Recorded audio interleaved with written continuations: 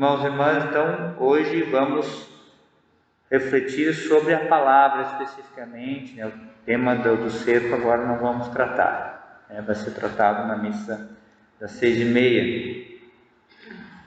Esse texto de hoje é bastante conhecido, do Evangelho de João, especialmente, muitas vezes ele é usado quando nós vamos fazer uma encomendação, no momento ou missa de corpo presente, justamente que Jesus está apontando para a vida eterna. Ele fala: na casa do Pai tem muitas moradas, se não fosse assim eu vos teria dito. Então São João usa essa palavra, né? Morada, para expressar a vida eterna. Então aqui a gente percebe o grande chamado que Deus tem para nós, o grande chamado que Ele faz para nós, que é de participarmos da sua glória. Não tem coisa maior ou melhor, né, que a gente possa imaginar do que isso, a gente participar da glória de Deus. Tanto que São Paulo diz que nenhum coração, nem consegue imaginar, nem pensar o que é de fato isso, o que é estar na vida eterna, o que é participar da visão beatífica de Deus, de estar face a face. São Paulo fala, né? Então, agora vemos como num espelho, depois veremos face a face. Você já imaginou você estar face a face com Jesus e experimentar para sempre o seu amor, em comunhão com todos os santos, com você poder contemplar a Virgem Maria, estar com ela para sempre? Tem coisa melhor do que isso, gente? É o que nada que a gente possa passar aqui na Terra, né, pode superar isso. Os sofrimentos aqui da Terra, eles são, claro, são duros, são difíceis, mas nem se compara com os sofrimentos que nós podemos ter depois. Sem contar que os sofrimentos depois são para sempre, nunca mais vão terminar. Mas também com a alegria e a felicidade para sempre também. Então nós somos chamados, temos um grande chamado. Mas veja, né, é um assunto que eu tenho falado muito seguido, porque eu vejo que aqui é a situação mais séria que nós vivemos no dia de hoje. É a fé no senhorio de Jesus, a fé em Jesus como Deus e Senhor. E aqui Jesus justamente ele diz, ele chama, qual é o primeiro passo que ele diz? Olha, não se perturbe o coração de vocês, tende fé no Pai, tende fé em mim. Então essa é a chave, é a porta que nos abre para nós entrarmos na direção da vida eterna. É a fé em Jesus. Porque o que a fé faz? Ela me coloca, ela me faz ver a verdade, ela me faz conhecer o caminho. Esse que Tomé pergunta onde é que é, né? A fé me faz perceber isso, é uma graça que me faz ver isso. Então eu vejo o sentido da minha vida, a minha direção. Começo a perceber essa realidade sobrenatural e começo a perceber quem é o Cristo. É pela fé que eu percebo. Claro, a fé vai me levar então a agir, e agir pela caridade, agir nos mandamentos de Deus, da igreja. A fé que me faz ver a igreja como ela é, a fé que me faz ver a Virgem Maria como ela é, a fé que me faz entender a cruz como ela é e deve ser entendida. Porque se tira a fé, a pessoa vê só sofrimento, não entende nada. Então é fundamental isso, a gente pedir esse reavivamento. E, claro, e também aprofundá-la, entender a nossa fé. Claro, por exemplo, o entendimento, ou seja, de fato, o que de fato é a verdadeira doutrina de Cristo, aquilo que de fato ele ensina. Nós conversarmos, né, num grande grupo, até às vezes a pessoa até vai na missa, a gente conversar às vezes assuntos que são básicos. Começa a conversar, perguntar coisas que são básicas. Mas a pessoa não sabe. E muitas vezes afirma coisas sobre a igreja, sem saber nada. Tá? Então é preciso que essa fé seja alimentada, claro, na oração, na adoração. O que nós estamos fazendo aqui é de uma graça incomensurável. A sua fé vai ser fortalecida nesse tempo. Sua intimidade com Deus vai crescer. Você vai ter muito mais força para enfrentar as tentações agora. E graças vão acontecer. Agora, claro, é preciso também agora dar outros passos além da oração. Preciso entender a minha fé. Porque senão, às vezes pode acontecer de pessoas serem enganadas por não entenderem a sua fé. A gente às vezes sabe de histórias de pessoas, né, que às vezes estavam do nosso lado, estavam vindo na missa, estavam fazendo isso, estavam na comunidade, daqui a pouco, pum, vão para uma outra crença completamente diferente. Como assim? Será que não faltou, né, um aprofundamento, um entendimento da fé para poder responder aquilo que precisava naquele momento?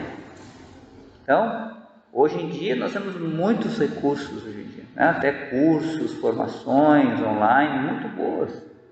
Então, quem sabe buscar isso também, buscar entender, busque no lugar certo, não vai pegar uma formação errada. Tá? Ou quem sabe ter o catecismo em casa, ter o compêndio do catecismo que tem perguntas e respostas, tá? Buscar uma formação católica boa, para que a sua fé se alimente também no entendimento, na razão, entender por que é assim, por que não é assado. Para que de fato a gente possa depois, vivendo isso, a gente possa experimentar a vida eterna. E Jesus fala, aquele que crê, né, aquele que também vive os mandamentos e ensina os outros a fazerem, a seguirem, a viverem os mandamentos, será grande no reino dos céus. Então, se você também, através do seu entendimento, você ajuda a pessoa a conhecer a verdade, a conhecer o caminho certo, a corrige, ajuda a pessoa, isso é uma obra de misericórdia que pode salvar a alma da pessoa e fazer dela um instrumento de Deus. Sempre quando São Paulo uma vez encontrou umas pessoas que, não lá em Éfeso, que estava indo para Éfeso, encontrou uns homens que eram cristãos, mas e ele começou a conversar com ele e perguntou: vocês conhecem o Espírito Santo? Ele perguntou. E ele disse, as pessoas: nem sabíamos que existe Espírito Santo. E aí então ele ensinou, falou sobre o Espírito Santo e rezou por eles, e eles foram batizados no Espírito Santo. Então São Paulo, quantas vezes ele afrontava pessoas que eram aquele mago, né, que estava lá, ele estava acho que em Chipre, eu acho, se não me engano, Malta, não me lembro, que ele estava falando e o cara sempre, né, botando minhoca na cabeça do rei lá, né. Daqui a pouco ele deu uma ordem espiritual para ele, né? Queria ficar cego. Chamou o cara de filho do diabo, né? E o cara ficou cego na hora. Aí Deus, claro, aí saiu, né? O rei se converteu, depois o cara voltou a ver, mas também deve ter se convertido, não me lembro agora. Mas veja a importância de anunciar a verdadeira fé. Isso liberta. E ensinar e aprofundá-la também. Então vamos pedir a Jesus também essa graça, quem sabe nesse cerco a gente também tomar essa atitude, né? A gente tem tanto tempo para tanta coisa, né? Quantas horas a gente passa às vezes no celular, vendo coisa que não tem nada a ver, fica lá no WhatsApp, né? Um dedinho assim, né? Não está vendo nada, você está fazendo assim, ou no videozinho que não constrói, Então, quem sabe a gente dedicar um pouquinho, 15 minutos, 20 minutos. Não precisa ter todo o catecismo num dia só, né? lê 2, 3 artigos cada dia, vai entendendo, vai buscar um curso bom. Então isso vai ajudar no caminho da santidade, da gente ter de fato uma boa formação na nossa fé, para poder responder também para os outros e também ajudar os outros a crescer. Então veja, Jesus, né, nos dá a graça, né? Veja que Ele colocou, né, esse tesouro, que é sermos católicos, temos essa fé, essa graça, nos chamou a sermos seus discípulos, graças a Deus. Então guardamos, né, também essa frase final, que é tão conhecida de nós, que ela deve ser uma das frases que deve estar sempre presente na nossa vida, e mesmo na hora das maiores dificuldades, em ter essa certeza, isso que Jesus diz, né? Eu sou o caminho, a verdade e a vida.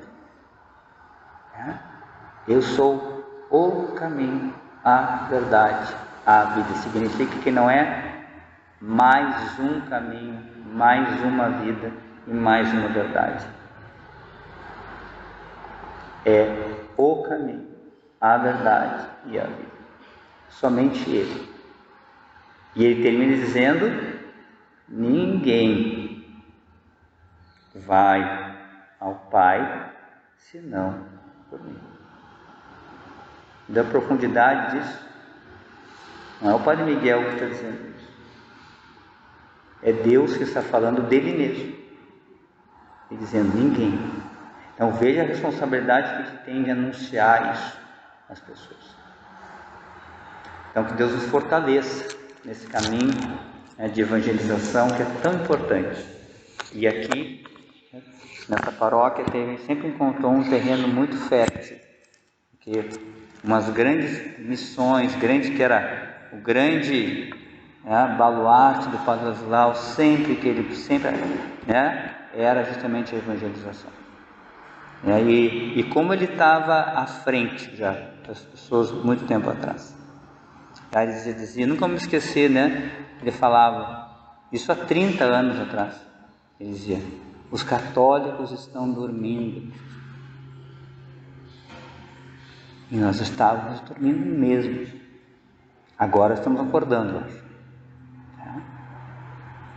Então, vamos assumir a nossa missão, pedir essa graça de fortalecimento dessa fé e de aprender e anunciar essa verdadeira fé.